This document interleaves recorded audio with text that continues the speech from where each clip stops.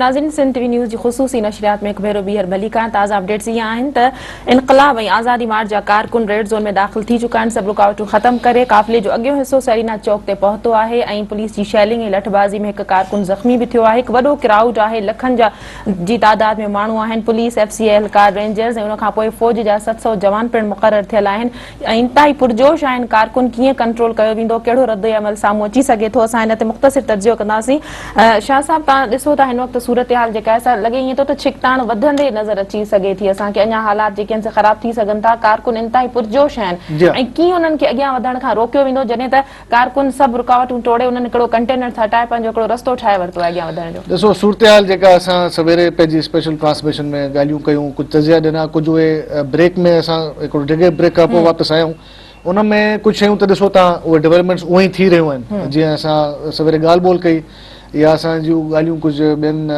असां फ़ोन ते अॻवाननि सां थियूं। हींअर जेका सूरत हाल लॻे थी त उहा इहा थी लॻे त इहा कशीदगी वारी सूरत हाल जेका आहे हिकिड़ी थोरो वधंदी। हाणे जीअं सरीना चौक ते जेको थियो आहे उन में हिकिड़ो कारकुन ज़ख़्मी बि थियो आहे,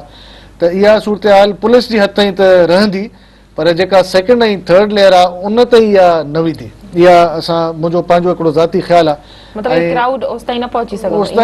क्राउड अगरि पहुची वेंदो त पोइ उहो फ़ैसिला साज़ जेको आहे घड़ी हूंदी, त जंहिंमें हुकूमत खे चयो वेंदो त हाणे को फ़ैसिलो कयो। छा आहे त हिन वक़्तु न मार्शल आहे मुल्क में, आहे न एमरजेंसी वारी सूरत हाल आहे। इन वक़्तु फ़ौज जेका आहे पंहिंजी अवाम ते या जेके इहे एहतजाज कंदड़ जेके धुरियूं आहिनि उन्हनि ते गोलियूं या लठ नथी वसाए सघे। हिकिड़े पासे फ़ौज जेका आहे उहा ज़रबे अज़ब ऑपरेशन में मसरूफ़ आहे ऐं उन्हनि खे हिकिड़ी कामयाबी मिली आहे जंहिंमें 48 जेके दहशतगर्द आहिनि उन्हनि मारिया आहिनि। ॿिए पासे तव्हां हिकिड़ी ॻाल्हि, असांजी मीडिया जेका ॿी मीडिया जेका आहे, असां सिर्फ़ु लाइव कवरेज ते लॻी पिया आहियूं ऐं इन ते तज़िया था ॾियूं। तव्हांखे इहा ॻाल्हि बि ॾिसणी पवंदी त गुज़िरियल हिकिड़े हफ़्ते खां वठी जेको आहे भारत पारां जेका असांजो बॉर्डर आहे, जेको सियालकोट जेको सेक्टर आहे, उन में बि जेका आहे उहा काफ़ी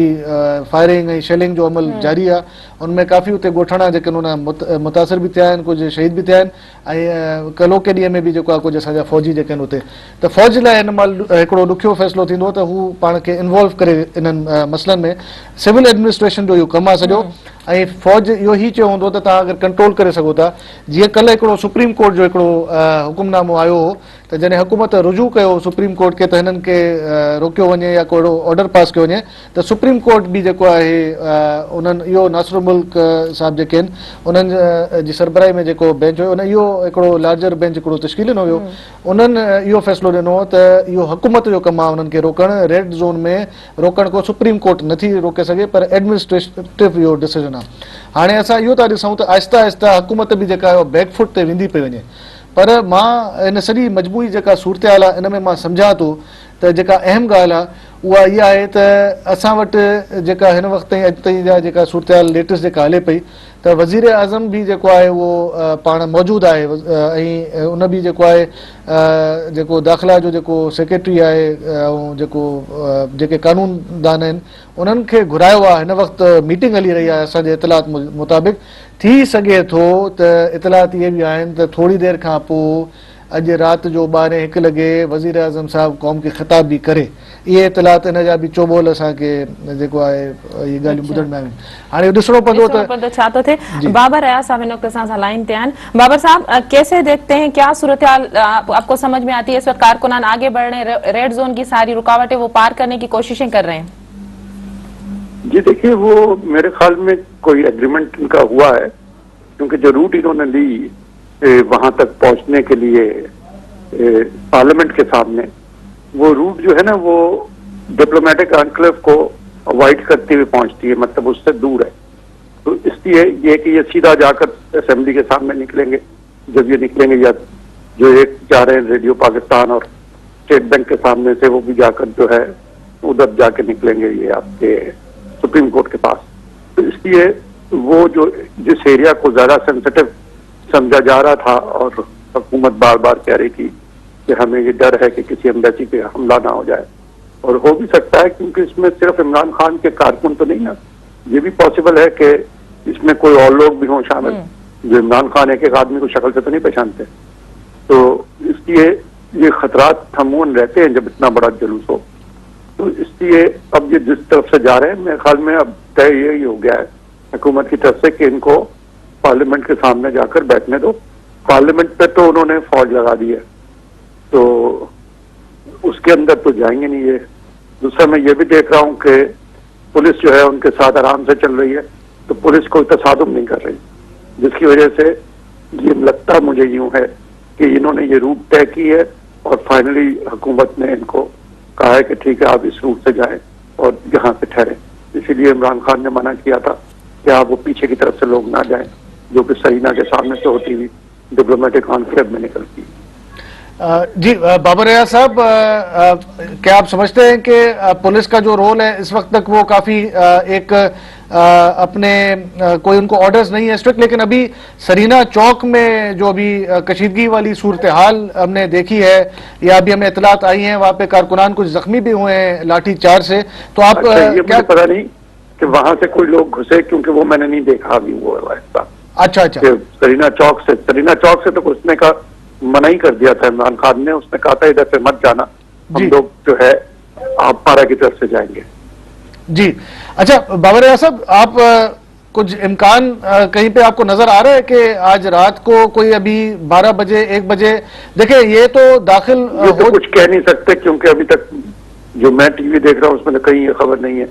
کہ صاحب رات کو جو ہے وہ پرائم منسٹر صاحب خطاب کریں گے, اور میرے خیال میں وہ بیٹھنے دیں گے ان کو رات کو, پھر اگر ان کو کرنا ہوگا دن میں کریں گے. ذرا یہ بھی وہاں جا کے بیٹھ جائیں, پھر آگے یہ بھی سوچیں کہ جی اب اس کے بعد ہم کیا کر سکتے ہیں. یہ تو الٹیمیٹ جگہ پہ پہنچ گئے, اب اگر بیٹھے رہے بھلے 2-3 دن. اچھا بابر ریاض صاحب, ایک اور بات یہ بتائیے گا کہ ابھی جو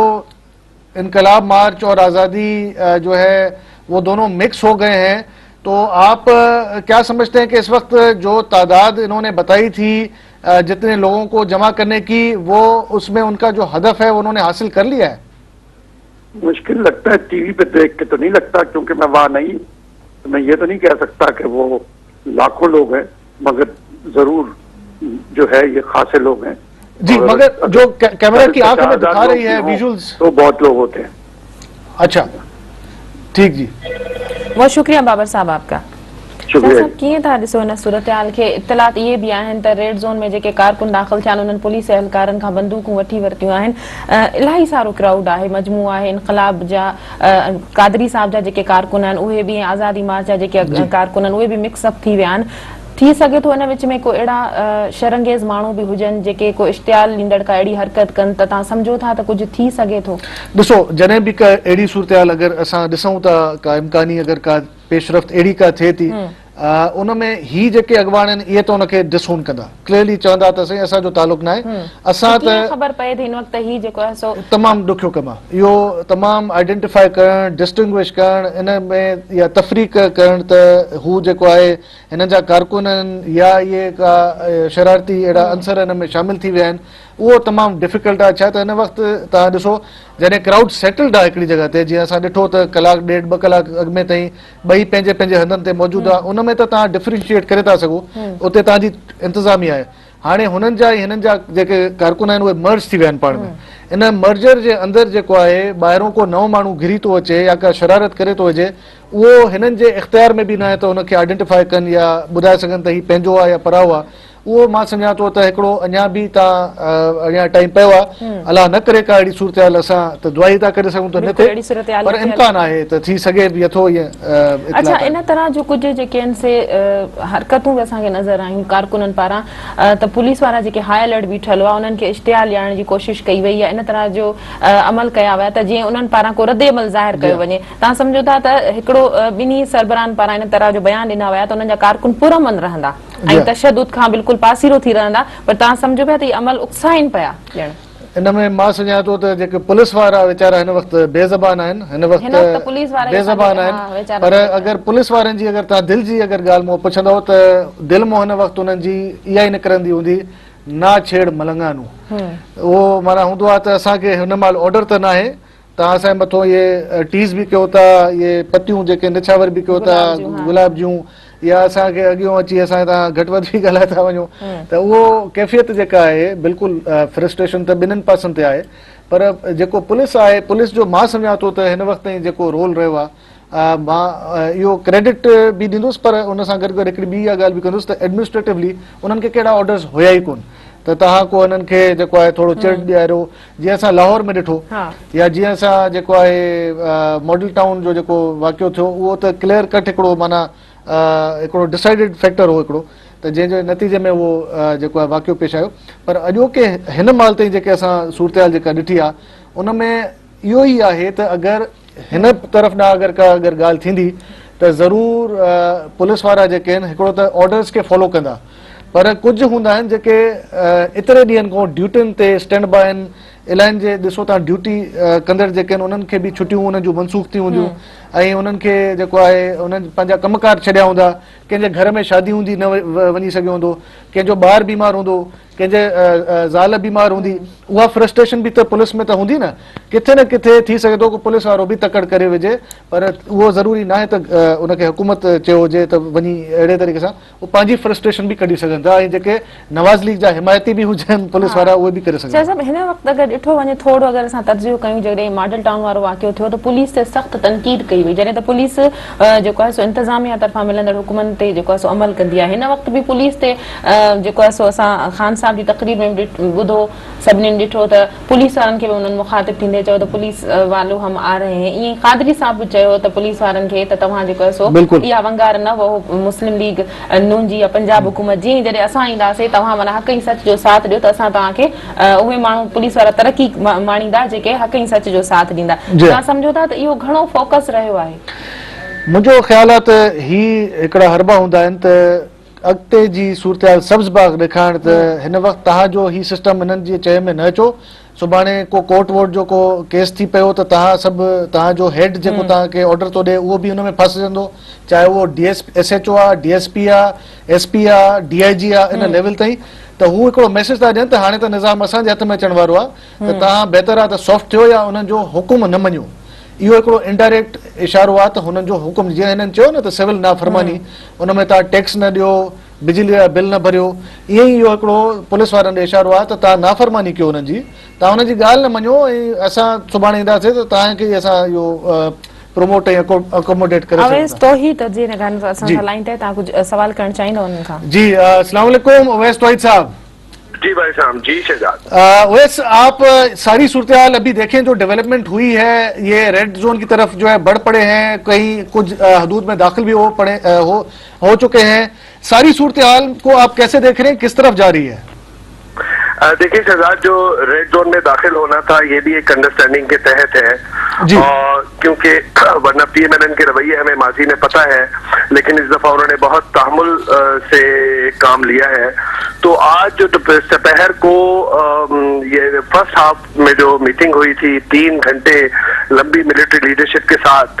तो उसमें जहां पे चौधरी निसार साहब ने अपना सियासी दबाव डालने की थी, एक वजन डालने का एक डाला था और एक कोशिश की थी कि मिलिट्री लीडरशिप उनके साथ है, उसमें और बहुत सारी चीजें डिस्कस हुई थी, लेकिन ये भी हुई थी कि तशद्दुद या यूज ऑफ फोर्स किसी भी पार्टी से नहीं होगा। अगर हम माजी में नजर डालें तो जब ये काफिले लाहौर से निकले हैं ताहिर क़ादरी साहब के और इमरान खान साहब के, तो एक लम्हा ये लग रहा था, एक लम्हे में, कि ये शायद इनको यहीं पे रोके और यूज ऑफ फोर्स हो, लेकिन हमने देखा कि पीसफुली और एमिकेबली वहां से ये काफिले निकले हैं और रास्ते में भी इतनी कोई गड़बड़ नहीं हुई, और गुज़िश्ता 4 रोज से जो इन्होंने धरने दिए हुए हैं और दिन और रात को ये जो स्पीचेस चल रही हैं, वो भी उसमें भी आपने देखा कि कोई पुलिस की तरफ से या कोई यूज ऑफ फोर्स नहीं हुआ। और अभी भी आप देखें कि एक पॉलिटिकल मूव जो नवाज शरीफ कैंप से हुई है वो ये हुई है कि उन्होंने फौज के हवाले एक कर दिया रेड जोन को, यानी कि इसका मतलब ये है कि पार्लियामेंट के अंदर नहीं जाएंगे, डिप्लोमेटिक कॉन्क्लेव में नहीं जाएंगे, फॉरेन ऑफिस की बिल्डिंग में नहीं जाएंगे, और जो वहां पर और जो इम्पोर्टेंट बिल्डिंग है वहां पर नहीं जाएंगे। और उसी का हमने देखा कि उस मीटिंग के बाद हमने ये देखा कि जो आज ताहिर क़ादरी साहब का जो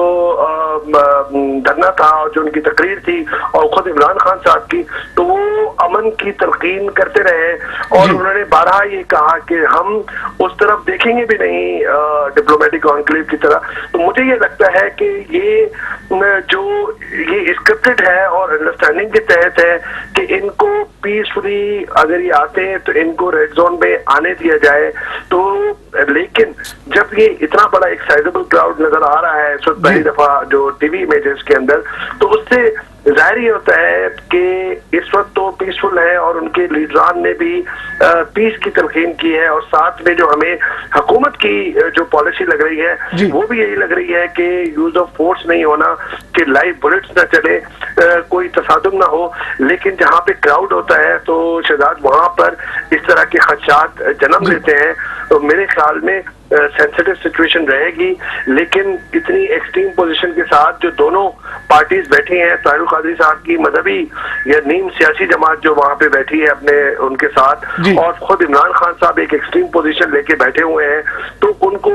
फेस टेयरिंग क्या होगी और ये वोट किस करवट बैठेगा, तो वो एक बहुत बड़ा सवालिया निशान है शहजाद। अच्छा, एक चीज ये बताएगा कि जैसे आज कौमी असेंबली का और सेनेट का इजलास जो था वो भी था, अब ये उस तरफ बढ़ रहे हैं, तो अब कल परसों तरसों या आने वाले जो दिन है उसमें क्या हम इम्कान देख सकते हैं? जी देखिए, जाहिर बात है कि दो ही तरीके हैं कि एक जो है वो सियासी तरीके से और आईनी तरीके से इस मसले का हल ढूंढा जाए और नेगोशिएशंस के थ्रू हल ढूंढा जाए, और वो पार्लियामेंट्री पार्टीज जो अब तक नाकाम रही हैं और उनके वो फिर से एक्टिवेट हो सकती हैं, कितनी फ्लेक्सिबिलिटी हो सकती है। और दूसरा एक गैर आईनी है, यानी कि थर्ड फोर्स का आना या रावलपिंडी का जो है वो इसमें इंटरवीन करना। तो मुझे इस वक्त जो महसूस होता है इन दोनों बातों में मुझे इतना वो नजर नहीं आता वजन। मुझे ये लगता है कि इमरान खान साहब ने माइनस अल्ताफ हुसैन के वह सब अभी एक हमें एक ब्रेक लेनी है, कोई एक इम्पोर्टेंट अपडेट आई है, हम आपसे कंटिन्यू करेंगे इस ब्रेक के बाद।